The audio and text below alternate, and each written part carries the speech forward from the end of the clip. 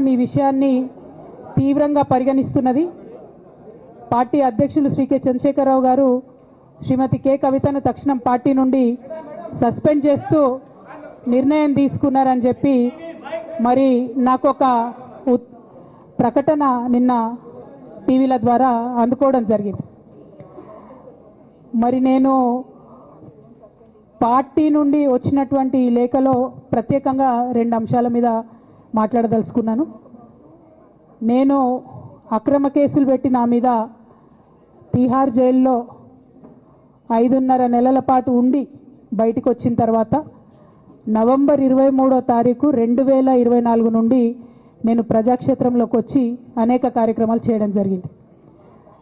మరి నేను చేసినటువంటి పనులలో మొట్టమొదటిది ఒక బిడ్డ హాస్టల్లో చనిపోతే ఆమెను విజిట్ చేసి అట్లానే గురుకులాల్లో జరుగుతున్నటువంటి అన్యాయాల మీద మొట్టమొదటి కార్యక్రమం తీసుకొని నేను మాట్లాడినా. ఆ తర్వాత బీసీలకు జరుగుతున్నటువంటి అన్యాయం, కాంగ్రెస్ పార్టీ మేనిఫెస్టోలో ఇచ్చినటువంటి 42% హామీ కోసము పెద్ద ఎత్తున నేను పనిచేయడం జరిగింది. అట్లానే మహిళలకు 2500 ఇవ్వాలని చెప్పి పోస్ట్ కార్డు ఉద్యమాన్ని నేను చేపట్టడం జరిగింది.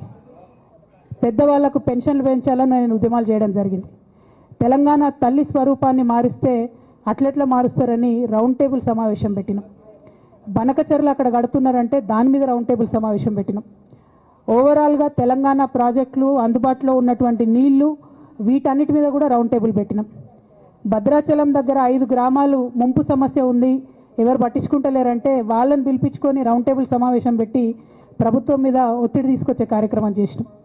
ముఖ్యమంత్రి గారి సొంత జిల్లా మహబూబ్ నగర్లో భూ నిర్వాసితులకు అన్యాయం జరుగుతుందంటే నారాయణపేట నియోజకవర్గం వెళ్ళి వాళ్లకు మద్దతుగా మేము నిలబడి రావడం జరిగింది.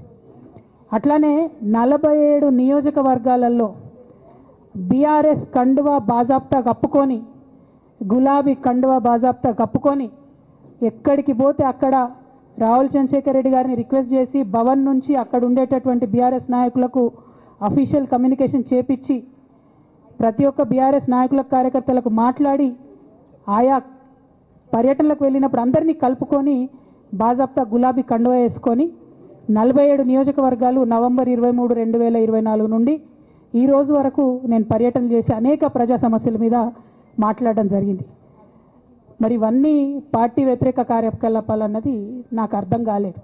ఎట్లా వ్యతిరేక కార్యకలాపాలు అవుతాయన్నది కూడా ఒకసారి పార్టీ పెద్దలు పునరాలోచించుకోవాలని చెప్పి నేను రిక్వెస్ట్ చేస్తూ ఉన్నాను.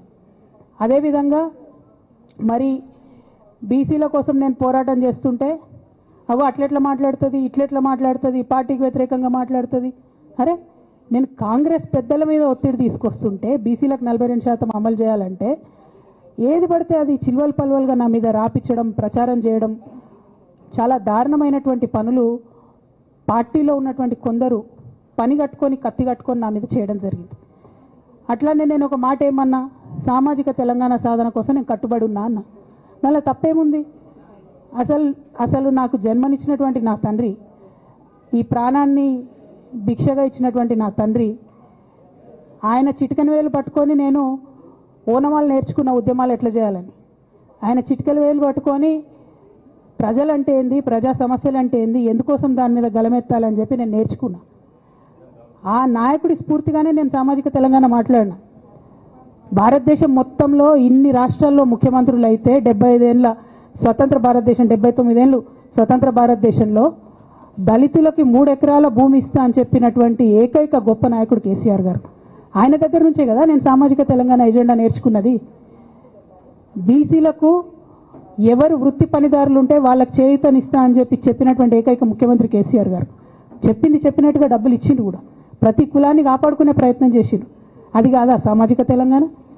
నేను మే 1 నాడు లేబర్ డే రోజు మాట్లాడితే దాన్ని చిల్వల్ పలువలు చేసి సామాజిక తెలంగాణ పేరుతోని కవిత పార్టీ పెడుతుందని చెప్పి నేను నిన్న చెప్పిన 2 పేర్లు పని కట్టుకొని నా మీద దుష్ప్రచారం చేసిండ్రు.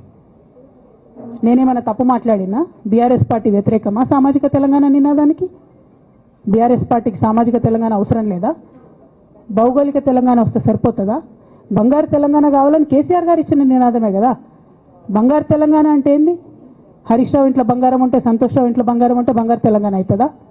కాదు కదా. ప్రతి ఒక్క సమాజం బాగుంటేనే బంగారు తెలంగాణ అవుతుంది. నేను అదే కదా మాట్లాడినా.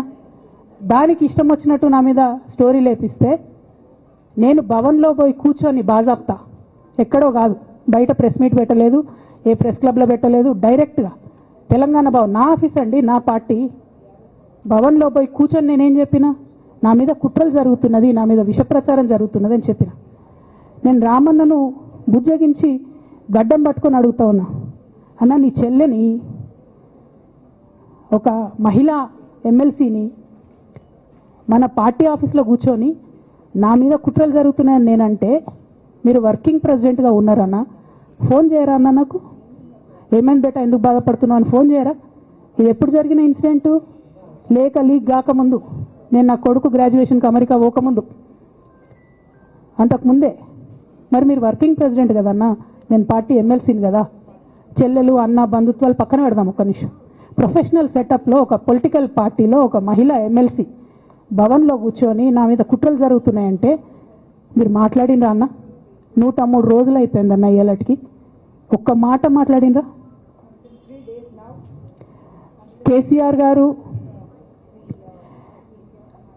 దగ్గర నుంచి కమ్యూనికేషన్ రావాలని నేను ఎక్స్పెక్ట్ చేయలే. వారు పెద్దవారు, వారికి అనేకమైన పనులు ఉంటాయి. మొత్తం పార్టీని ఇప్పుడు పునర్నిర్మించుకోవాల్సిన అవసరం ఉంది. తెలంగాణకు జరుగుతున్నటువంటి అన్యాయాన్ని వారు ఎప్పటికప్పుడు దిశానిర్దేశం చేయాల్సిన అవసరం ఉంది. కానీ వర్కింగ్ ప్రెసిడెంట్ గారి దగ్గర నుంచి ఫోన్ రాకపోవడం మాత్రం ఒక మాట అనిపించింది నాకు. నేను కేసీఆర్ గారి బిడ్డను, నేను కూర్చొని ప్రెస్ మీట్ పెడితేనే రెస్పాన్స్ రాలేదంటే మరి ఇంకో మామూలు మహిళా కార్యకర్తకు బీఆర్ఎస్ పార్టీలో మన అన్యాయం జరిగితే రెస్పాన్స్ వస్తుందా? నాకైతే అనిపించలేదు. వస్తుందేమో